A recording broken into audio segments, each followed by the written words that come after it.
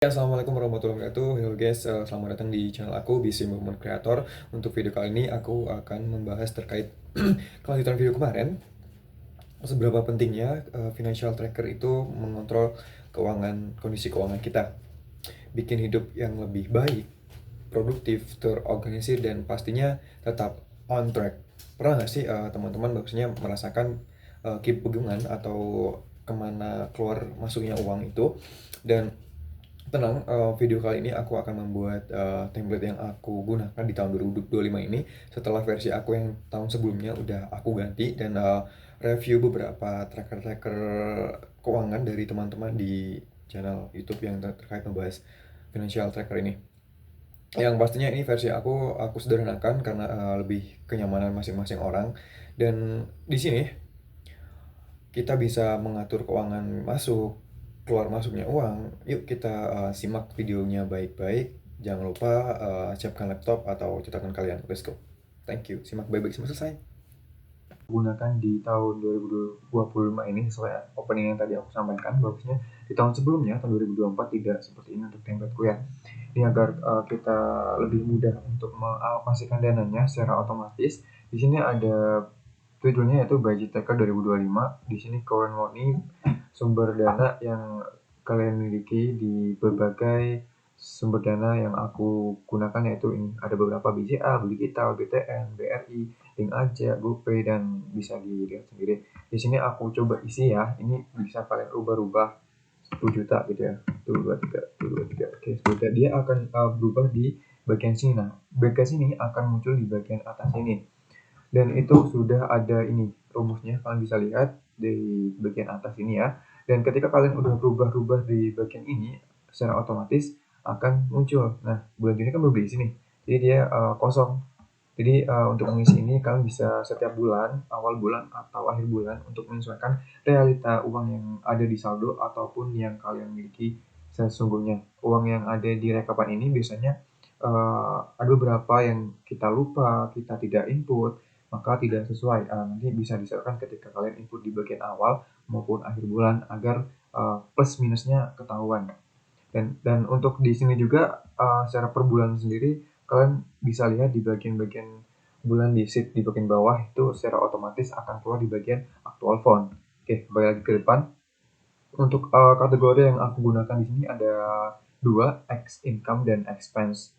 Dan income sendiri ada tiga, yaitu salary atau gaji, service atau jasa yang kalian miliki, dan dana lain-lain yang mungkin ada uang dari orang, saku, atau ini itu bisa kalian masukkan di dana lain-lain. Dan untuk expenses sendiri ada needs, want, saving. Nah, need ini sesuai dengan kebutuhan kalian yang akan kalian beli, dan keinginan juga ya ketika dadakan ingin sesuatu, jadi masuk ke dalam bagian save one.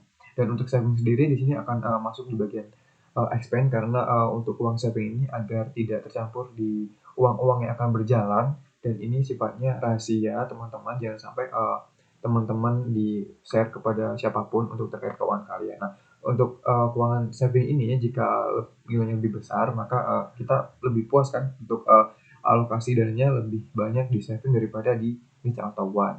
Oke, kembali ke sini. Untuk income ini adalah rekapitulasi secara keseluruhan untuk income secara tahunan dan juga expense ini. Untuk selisih ini bisa dilihat secara tahunan langsung adanya min negatif atau positif di kelebihan atau kekurangan di rekapan per tahunnya sendiri.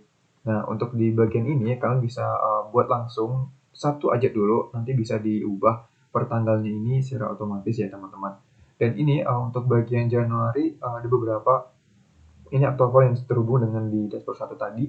Ini income sesuai kalian isi, contoh nih salary, gaji, contoh nih 50 juta, ya kali dapat 50 juta gajinya ya, 223, oke, 50 juta. Nah, dia akan otomatis masuk ke atas nih, 50 juta. Dia akan dibagi secara kebutuhan kalian. Jika kebutuhan kalian taruh 50%, 30%, 20%, maka teralokasikan harus segini.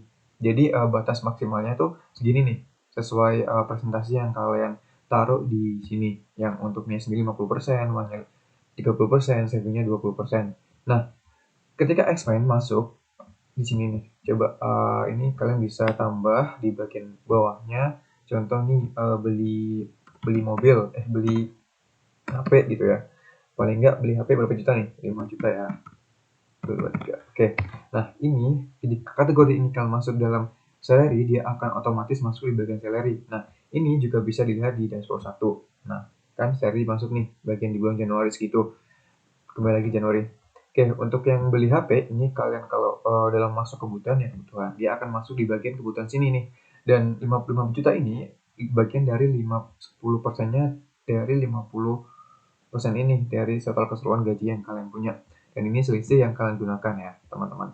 Dan ini bisa berubah-ubah sesuai kategori yang kalian inginkan ya. Kalau kategori semua diisi, coba nih. Apa ya? Makan HP ya. HP itu bisa masuk di dalam kategori 400 lah ya. 400 coba masukkan di bagian uang, dia akan muncul di bagian sini 1% dari jumlah uang ini tadi. Oke. Lagi nih. Coba kita isi semua. Ada beberapa kategori nih. Ada yang beberapa kategori yang belum. Oke. Untuk jasa atau service bisa kalian isi terserah. Coba ya. 60 juta gila.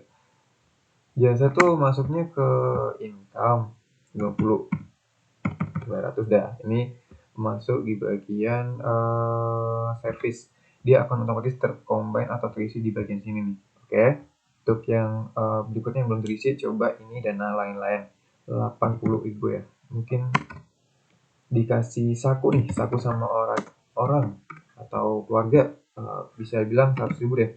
100.000. Oke, masuknya di bagian dana lain-lain. Dia akan terisi juga secara otomatis. Untuk saving nih, kan udah secara savingnya tuh secara keseluruhan dari total income ke bakal kita harus bisa saving di 20% dari jumlah income yang masuk sesuai ini ya. Jadi 10.200.000. Kalau mau 10 juta langsung dari income is oke lah ya. 10.200.000 saving atau tabungan. Oke, dia silakan masukkan aja di bagian sini 10.200.000. Oke. Kurang 0, sorry. Oke, wah 1 juta berarti kelebihan 0 nih. Nah, enter. Oke, dia masuknya di bagian saving. Dia akan otomatis terisi di bagian sini. Nah, 20% akan sama saving yang di atas, batas yang kalian tentukan 20%. Jadi untuk tabungannya sendiri udah memenuhi ke batas yang kita inginkan. Di sini untuk sisanya jadi 35.400.000 di bulan Januari ini. Untuk itu kalian bisa di bagian day income-nya bisa di zoom. Oke, 50 juta dia masukkan. Ya, untuk income yang untuk expense ya. Di zoom di jumlah 5 juta. Oke. Nah, ini untuk selisih untuk mengetahui saldo di yang sebelumnya dan juga saldo yang uang masuk di bulan Januari. Kita bisa isi aktual value dan jangan lupa dikurangin 15 juta atau expense ditambah gaji atau income. Nah, uang kalian akan ada di sini. Nah, untuk ini per bulannya sendiri dan per bulan kalau ini bisa mengikuti keadaan keuangan kalian sebelum bulan Januari ini. Oke. Kalau untuk di bawah sendiri kalian bisa lihat dia ada kalau ini jumlah dari income dikurangi expense ada segitu ya, sesuai sama yang di atas ini. Bisa kalian kembali ke dashboard 1 itu ada secara otomatis akan terisi. Nah, oke. Dan jika teman-teman akan melihat tabungan kalian akan mengetahui seberapa banyak, kalian bisa lihat di bagian saving. Terus aja nih, saving. Oke, 2 ini yang sekarang yang saat ini bulan Januari kalian saving. Dan kalau di tahun 2024 ada tabungan, masukkan aja 100 juta kali ya. 1, 2, 3. Oke, 10 juta. Kurang 0 lagi. Oke, nah akan terjumlahkan tabungan kalian akan segini. Nah, ini udah termasuk bagian secara otomatis. Kalau ini kalian bisa pakai rumus ya, disesuaikan dengan sheet-sheetnya kalian. Sama dengan Februari ya, di Februari yang salary, yang service, yang dana lain.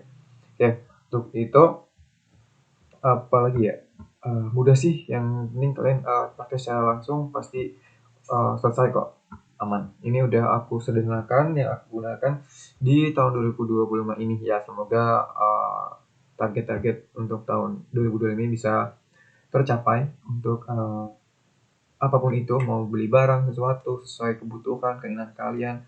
Yang paling menyenangkan sih saving ya, karena ini sangat-sangat urgent banget. Untuk saving sendiri jangan sampai keganggu untuk dana-dana lainnya ya, karena bersifatnya pribadi dan tidak bisa di-share. Kalau semuanya ada uang yang orang yang pinjam atau apa, lihat siklus uang kalian di bulan itu. Jika ada sisa, bolehlah kalian pinjamkan kalau memang ada sisa ya. Kalau nggak ada atau negatif atau minus nih, jangan sampai kalian menggunakan tabungan kalian untuk memberikan utang ke orang lain. Jangan sampai keganggu untuk tabungan kalian sendiri. Nah, itu sangat mudah sekali. Jika kalian membutuhkan tracker ini atau ada tambahan lain atau grafik atau apa, bisa kalian tambahkan sendiri agar lebih tahu secara siklusnya. Kamu meskipun tidak ada grafik, kalian bisa lihat di bagian sini nih. Ini akan secara otomatis terjumlahkan atau terisi jika kalian mengisi di bagian-bagian bulan-bulan yang akan dijalankan atau diisi. Ini akan seri secara bulan Januari gitu, akan tertotal secara keseluruhan di tahun 2025 kalau ini udah terisi semua di bagian akhirnya. Oke, mungkin itu saja yang dapat aku sampaikan. Jika ada pertanyaan di bawah bisa kalian sampaikan. Ini sangat mudah sekali. Yang penting dijalankan ya.